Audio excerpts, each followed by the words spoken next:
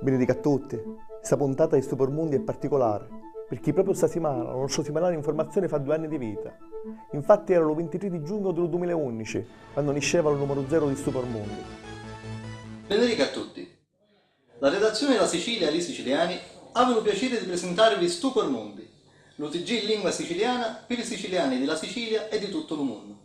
La nascita di sta testata giornalistica televisiva in lingua siciliana attirò l'attenzione di altri mezzi di comunicazione e di Stupormundi e di altri telegiornali in lingua regionale ne parlarono numerosi giornali e programmi televisivi nazionali. Di tanto a ora hanno nasciuto altri 93 puntate e Stupormundi è diventato un punto di riferimento in tutta l'Italia per le informazioni in lingua regionale.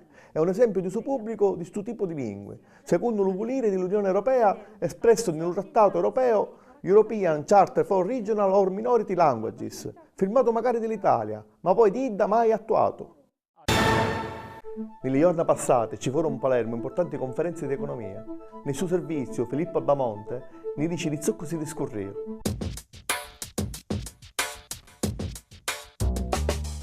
La passata settimana Palermo e i siciliani conoscerono da 2 incontri 2 personaggi assai importanti dell'uomo dell'economia e li sono proposti per nascere della crisi: Warren Mosler e Nino Galloni. Lo primo è lo fondatore della scuola economica della MMT e inconciava allo pubblico a Palazzo Comitini in Palermo lo passato iovedi. In tale incontro parlavo di ciò che sono veramente il debito pubblico e la moneta sovrana e come e perché i problemi di oggi sono causati da una moneta come l'euro. Mosler fu accompagnato da un noto giornalista Paolo Barnard, che lo presentava parlando delle cose sbagliate che contano i media, e in particolare il fatto che l'Italia della lira spinga troppi piccioli e che i problemi di oggi sono le conseguenze degli errori dello passato, spiegando che invece non è vero e le drammatiche fatti di oggi sono causati proprio dalla trasutanta alla moneta unica. Nino Galloni fu il direttore del Ministero dello Bilancio e magari di chi dello Travaglio e parrao lo passato Venere a Palazzo Reali, contando come un talo 1981, quando si decidiò di separare la Banca d'Italia dello Ministero dello Tesoro, e fece una battaglia furiosa per evitarlo, dicendo che lo debito pubblico e l'economia avessero impiorato incredibilmente. Dopo 10 anni, le sue previsioni diventarono realtà, e oggi l'euro sta impiorando la situazione e distrugendo lo sistema industriale italiano. Sopra la proposta di Stupormundi di addomandare alla BCE di stampare denaro per la riedificazione delle zone colpite delle calamità, dissi che è una proposta intelligente e seria e che è un crimine non poter stampare i piccioli manco per queste situazioni.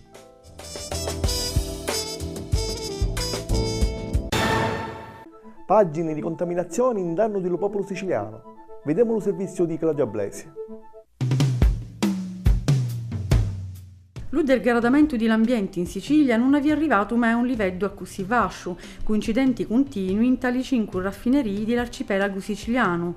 È solo grazie allo disastro di Milazzo un talo 2011 che si mettì in luce la malamministrazione degli apparati della raffineria, con un'indagine ancora in corso che ha portato proprio nel passato mese di aprile allo sequestro di 2 ditti.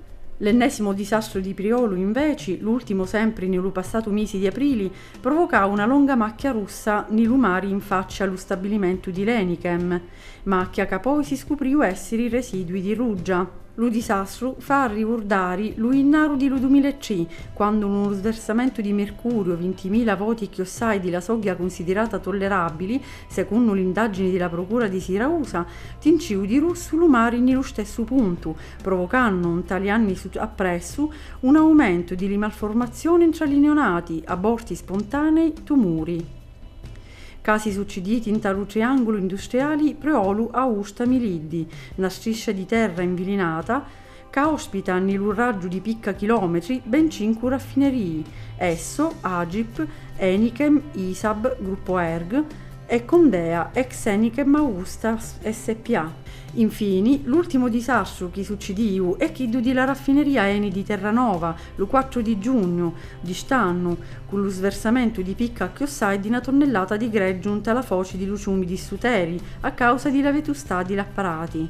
Savi a riconoscere che in tutti i casi di disastri ambientali l'intervento della Capitaneria di Porto e di altre autorità competenti fu sempre veloce e permise di contenere i danni mantenendo intatti i bidizi della nostra isola. A sto proposito, il presidente Crocetta ha affermato che avesse a organizzare una task force fatta da ARPA, Genio Civili, ASP e uffici ambientali delle province per aumentare il livello della soglia di ricontrolli in tra di posti. Intanto, i veleni potessero creare una contaminazione permanente con seri problemi per i cristiani.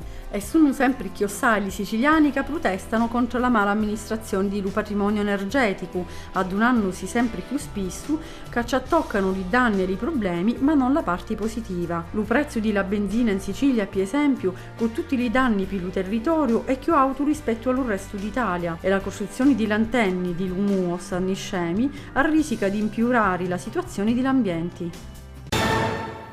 Questo è tutto per questa settimana. Ne vediamo alla prossima. Salutiamo.